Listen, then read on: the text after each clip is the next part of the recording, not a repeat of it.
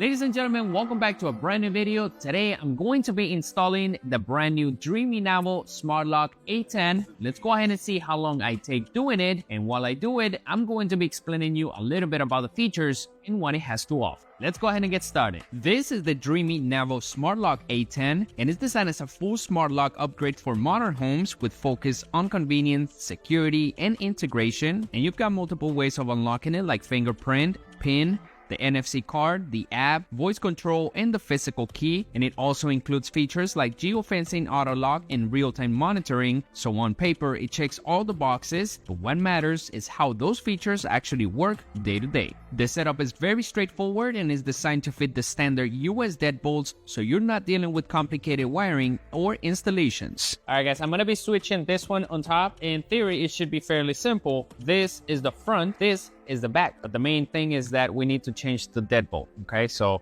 take this out, put the new deadbolt in, everything should be fitting nice and simple. So in theory, it shouldn't take me too long. While installing it, I'm going to be talking to you about what makes this one stand out, like the hands-free unlock that actually feels natural because of the geofencing that as you get close to your door, it automatically unlocks based on your location. So you're not pulling your phone out or stopping to unlock anything. And that sounds very simple, but in real use, that's the kind of feature that you would use every day. All right, guys, now let me show you a few ways that you can unlock the door. Now, starting off with the password. And this is one way to do it via password. Now, let's go ahead and lock it one more time. Let's go ahead and do the fingerprint. That's another way to unlock it. Now, let's go ahead and unlock it via the NFC card right here. I love it.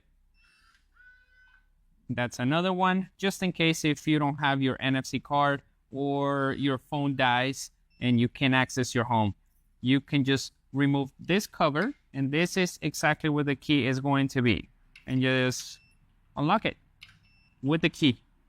You can unlock and unlock.